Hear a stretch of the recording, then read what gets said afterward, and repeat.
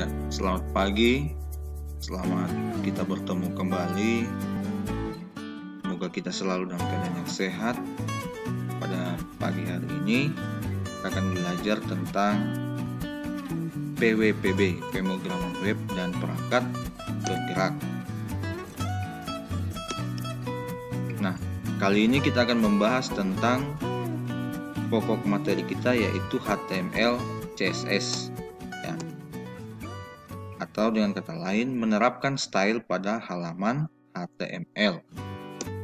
Nah, CSS adalah digunakan untuk format layout dari sebuah halaman web supaya terlihat lebih menarik. Cara menggunakan CSS ini ada 3. Yang pertama, inline, maksudnya menggunakan atribut style di dalam elemen HTML. Yang kedua, secara internal, menggunakan atribut style yang dibuat di antara elemen head pembuka dan head penutup. Yang ketiga, secara eksternal, menggunakan elemen link, yaitu untuk memanggil kode CSS yang dibuat terpisah dengan kode HTML-nya. Jadi 3 cara ini. Nah, supaya lebih jelas, saya langsung buka websitenya untuk HTML CSS. Nah, coba kita perhatikan di sini. Nah, ini tadi dikatakan cara menggunakannya adalah ada secara inline, internal, dan eksternal. Nah, untuk inline, contohnya seperti ini. Kita langsung lekatkan misalnya pada elemen misalnya H1, style, color, sama dengan blue. Nah, ini akan membuat tulisan ini menjadi berwarna biru, ya.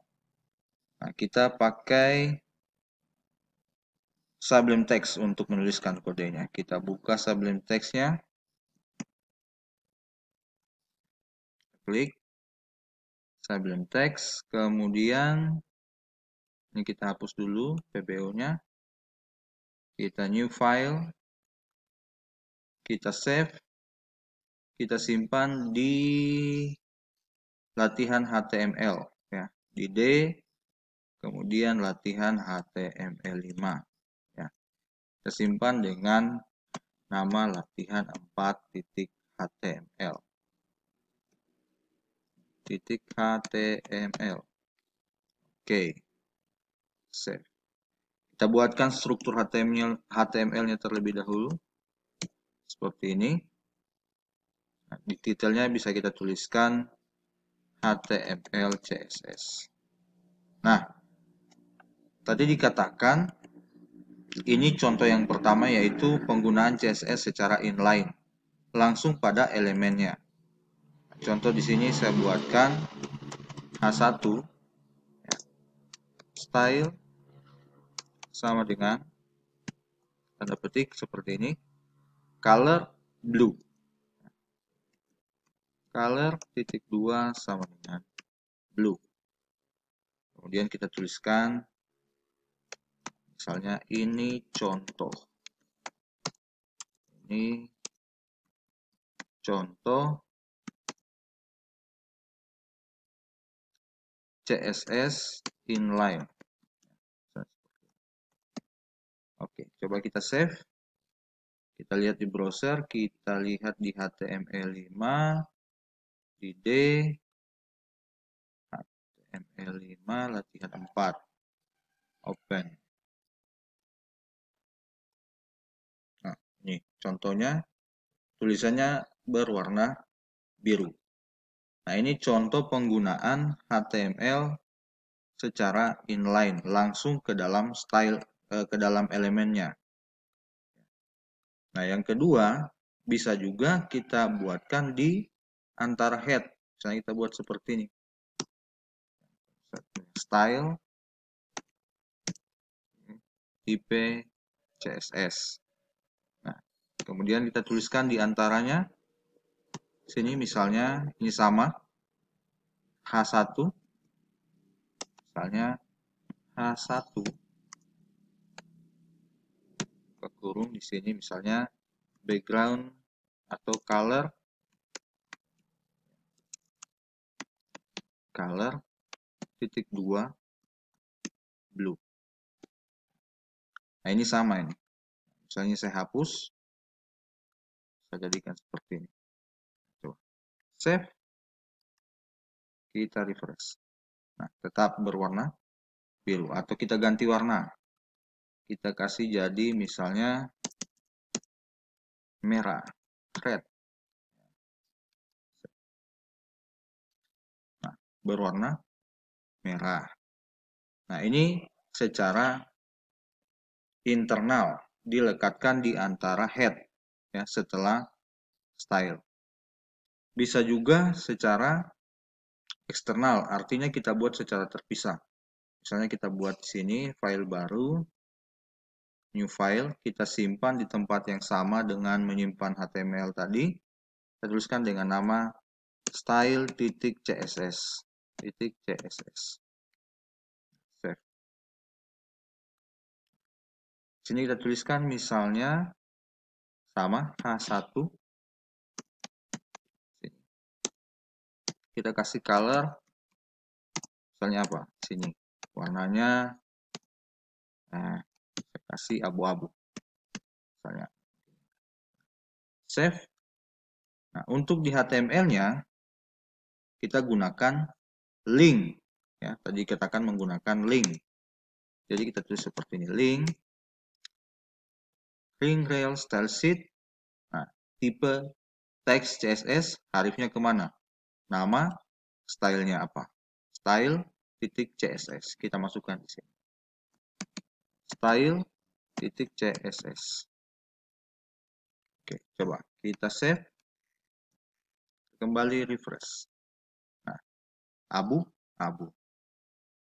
Jadi seperti itu cara penggunaan style CSS. Bisa langsung pada elemennya, kemudian secara inline, dan menuliskan kode HTML itu secara terpisah seperti ini.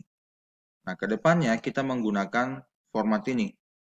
Menuliskan kode CSS-nya secara terpisah dengan HTML-nya. Supaya di sini sintaksnya itu lebih rapi. Tidak terlalu panjang. Kalau HTML-nya juga di sini, kemudian ditambah lagi CSS-nya, pasti sintaksnya akan lebih panjang. Nah, seperti itu. Oke, kita kembali ke websitenya. Ke HTML CSS, kita lihat apa yang akan kita buat hari ini. Nah, ini sudah tadi kita praktekkan kalau penggunaannya secara internal. Seperti ini. Ini secara eksternal sudah saya jelaskan tadi. Nah, misalnya kita akan praktekkan ini. Ada dari elemen body, kemudian H1 dan paragraf. Ya, kita buat dulu HTML-nya. Misalnya untuk H1-nya kita buatkan di sini. Selamat datang di SMK Teknik Eklesia Tentena. Ya. Kemudian kita kasih paragraf, P-nya kasih begini, P di antara P-nya berarti paragraf. Ya. Mari bergabung dengan jurusan rekayasa perangkat lunak. Ya. Kita kasih break supaya ke bawah, BR, kemudian kita tuliskan lagi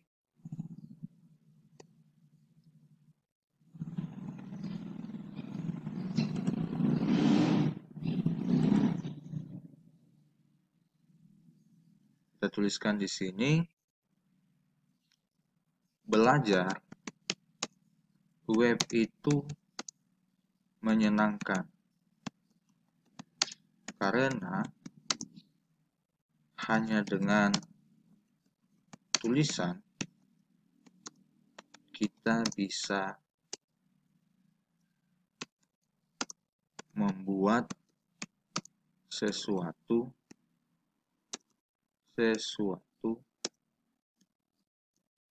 yang dapat bergerak. Misalnya seperti ini. Bergerak. Titik. Nah, coba. Nah, kita akan buat untuk H1 ini tulisannya akan lebih tebal ya dan berwarna biru. Sedangkan untuk P-nya dia berwarna merah. Ya, misalnya seperti itu. Ya. Nah, kita masuk ke dalam stylenya seperti ini. Kita tuliskan H1 tadi berwarna biru. Kita kasih blue saja.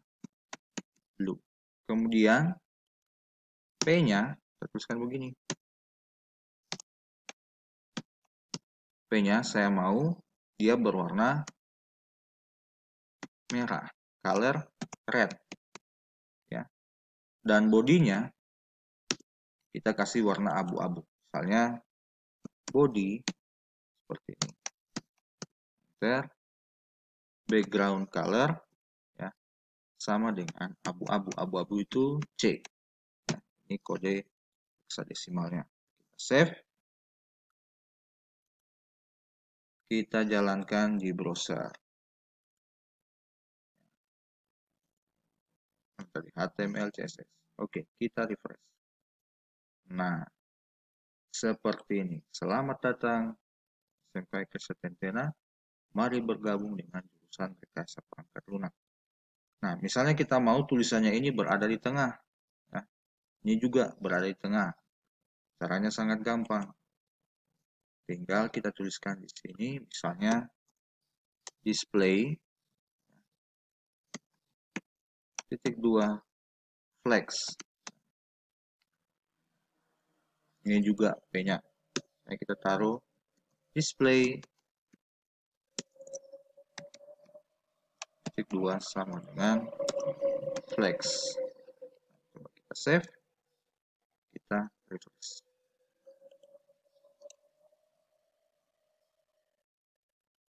Kita tambahkan di sini justify content center. Oke, kita save. Refresh. Nah, ke tengah. Kemudian untuk P-nya juga kita tambahkan justify content center. Center.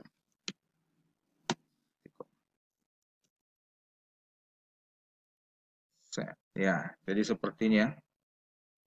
Kemudian kita bisa juga membuat tulisan ini kalau kita sudah menerapkan kontainer atau ukuran, bisa kita buat sejajar dan seterusnya. Nah, tetapi hari ini saya tidak mau kasih terlalu banyak, cukup bagaimana cara membuat halaman style CSS, kemudian cara memanggil style CSS itu di dalam dokumen HTML. Ya, jadi intinya kalian bisa membuat dokumen HTML, bisa langsung di dalam menerapkannya di dalam elemen HTML-nya tersendiri, atau bisa juga secara internal dikasih di dalam head, atau membuat seperti ini secara eksternal. Tapi saya sarankan supaya coba dibuat secara eksternal seperti ini, ya, karena kedepannya format ini yang akan kita gunakan. Ya, alasannya seperti yang saya katakan tadi, kalau kita tuliskan semua di dalam dokumen HTML, sintaksnya akan lebih panjang nantinya, sehingga sulit bagi kita untuk melakukan modifikasi atau perbaikan-perbaikan jika ada kesalahan. Nah, baik, saya kira untuk hari ini materi ini yang bisa saya sampaikan. Silakan dipraktekkan, ya. Jangan malas-malas. Kita ketemu lagi minggu depan. Kalau ada yang tidak dimengerti bisa ditanyakan ke Pak Guru, ya. Bisa secara melalui telepon atau SMS. Terima kasih. Kita bertemu lagi minggu depan.